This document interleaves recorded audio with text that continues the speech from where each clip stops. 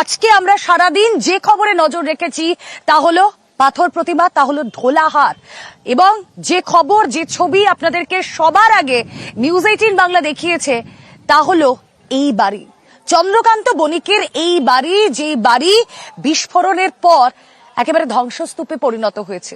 ধ্বংসস্তূপ শুধুমাত্র আমরা মুখেই বলছি না, আমরা সকাল থেকে দেখিয়েছি সেই ছবি।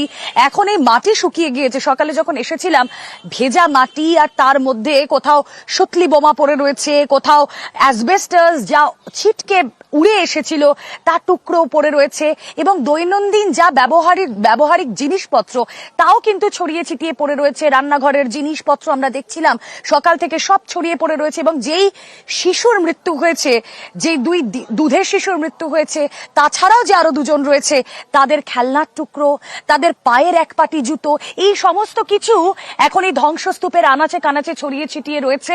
এবং গতকালও এই সময় এই ছবিটা ছিল না, এই ধ্বংসস্তূপে পরিণত হয়নি বাড়িটা, কিন্তু আজ এই সময় দেখলে বোঝা যাচ্ছে যে সেই ঘটনার অভিঘাত ঠিক কতটা ছিল।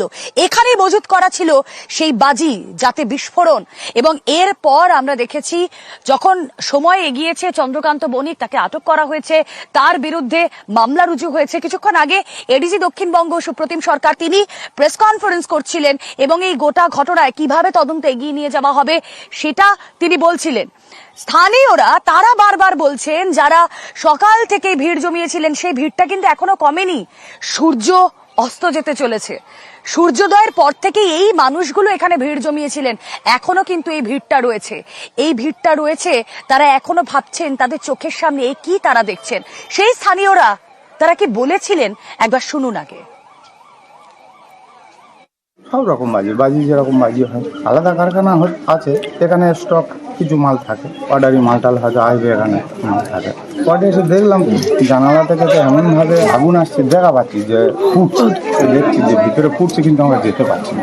তখন তো দমকল ঠিক মতন চলছে, মেশিন চলছে না, মোটর বসিয়ে মোটরও চলছে, বছর আসতে চলছে মোটামুটি ভালো রানিং। একদম 4 জনের দেখা যাচ্ছে ভিতরে যে প্রচণ্ড হারে আগুন জ্বলছে, আগুনের ভিতরে তারা মানে হাত দিয়ে যেভাবে ডাকি সেই রকম ভাব দেখা যাচ্ছে।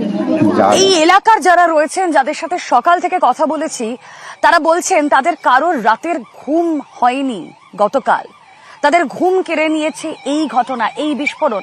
এবং একের পর এক রাজনৈতিক দলের প্রতিনিধিরা তারা এখানে আসছেন, দফায় দফায় তাদের ঘিরে স্থানীয়রা বিক্ষোভ দেখাচ্ছেন, তারা তাদের কথা বলছেন। আসুন আমরা সরাসরি কথা বলি। আমার সহকর্মী অনুপ চক্রবর্তী এই মুহূর্তে রয়েছেন সঙ্গে। অনুপ, গতকাল যেই সময় এই ঘটনা ঘটে তুমি তার অব্যবহিত পরে এখানে চলে এসেছিলে এবং সেখানকার ছবি নিউজ 18 বাংলার দর্শকদের তুমি দেখিয়েছো। সকাল গড়িয়ে এখন বিকেল, লেটেস্ট কি ইনফরমেশন রয়েছে তোমার কাছে?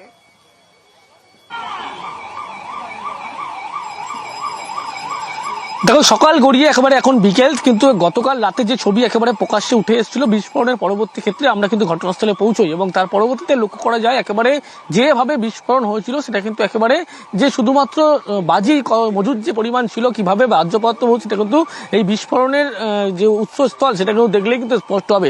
তার কারণ যেভাবে দেওয়াল ভেঙে পড়া থেকে শুরু করে ঘরের আসবাবপত্র যেভাবে ছড়িয়ে ছিটিয়ে, অ্যাডবেস্টার থেকে শুরু করে প্রত্যেকটি জিনিস যেভাবে লণ্ডভণ্ড হয়েছে, সেখানে কিন্তু এই বিস্ফোরণের ভয়াবহ কতটা ছিল একেবারে সেখানে স্পষ্ট।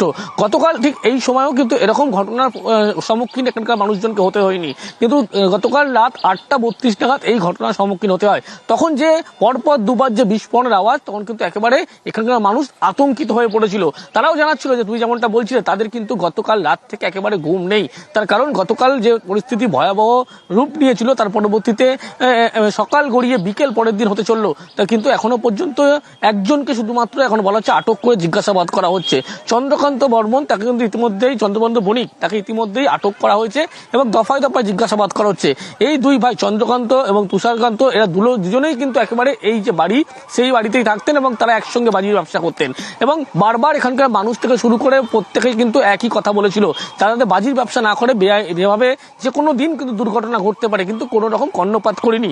তাহলে দিন দিনে কিন্তু একেবারে বাজির ব্যবসা রমরমিয়ে ব্যবসা বড় হতে শুরু হয়েছিল। দীর্ঘ 7 বছর আগে ব্যবসা যখন শুরু করে একাধিক ব্যবসা চন্দ্রকান্ত করতেন, কিন্তু ধীরে ধীরে সমস্ত ব্যবসা ছেড়ে দেওয়ার পরে সবজি বিক্রি করতেন, একসময় সবজির ব্যবসা ছিল, সেই ব্যবসাও ছেড়ে দিয়ে সে ধীরে ধীরে কিন্তু এই বাজির ব্যবসায় যেহেতু লাভবান হচ্ছিলেন সেই কারণে ব্যবসারও দিনে দিনে বড় হচ্ছিল। এবং সেই ঘটনারই একেবারে এখানকার মানুষের যে কথা, সেই কথার বহিঃপ্রকাশ এমনটা বলা চলে। গতকালকে এই ঠিক রাত 8:30টায় সেই ঘটনা একেবারে বহিঃপ্রকাশ হয়। তার পরবর্তীতে 8 জনের মৃত্যু হয়েছে, 4 জন শিশুর মৃত্যুর ঘটনা ঘটেছে, 4 জন বাড়িরই বাকিদের মৃত্যুর ঘটনা ঘটেছে এবং এখনো পর্যন্ত 3 জন তারা কিন্তু মৃত্যুর সঙ্গে পাঞ্জা লড়ছেন এমনটা বলা চলে। কিন্তু গতকাল যখন ঘটনা ঘটে সেই সময় কিন্তু চন্দ্রকান্ত বাড়ি বা তার ভাই একেবারে বাড়িতে ছিলেন না। বিস্ফোরণের পরবর্তী সময় তারা যখন এই ঘটনা দেখে তারপরে কিন্তু জোর করে ঢোকার চেষ্টা করে এলাকার লোক ও প্রতিবেশী, তারা কিন্তু কোনো প্রকারে তাকে আটকে দেয়, যদিও তিনি অল্প বিস্তর আহত হয়েছিলেন। কিন্তু এই যে ঘটনা থেকে শুরু করে একাধিক প্রশ্ন উঠছে, পুলিশের ভূমিকা নিয়ে প্রশ্ন তুলছে এলাকার মানুষ, পরিবারের লোক তারা পুলিশের ভূমিকা নিয়ে প্রশ্ন তুলছে। তার পাশাপাশি একেবারে লাইসেন্স ছিল বলা হচ্ছে, সেটা কি লাইসেন্স ছিল ইতিমধ্যে পুলিশের পক্ষ থেকে খতিয়ে দেখা হচ্ছে। এদিকে বলা হচ্ছে বাজি তৈরির লাইসেন্স না বাজি বিক্রির লাইসেন্স, এই বিষয়গুলো কিন্তু গোটা বিষয় খতিয়ে দেখা হচ্ছে। কিন্তু তার আগে দফায় দফায় একেবারে চন্দ্রকান্তকে জিজ্ঞাসাবাদ করছে পুলিশের আধিকারিকরা, তার কারণ কি ধরনের ভিতরে একেবারে চন্দ্রকান্তর কে জিজ্ঞাসাবাদ করছে পুলিশ, এবং চন্দ্রকান্তকে জিজ্ঞাসাবাদ করে কি কি উঠে আসে সেটা অবশ্যই তদন্তের অগ্রগতিতে অনেকটা সাহায্য করবে।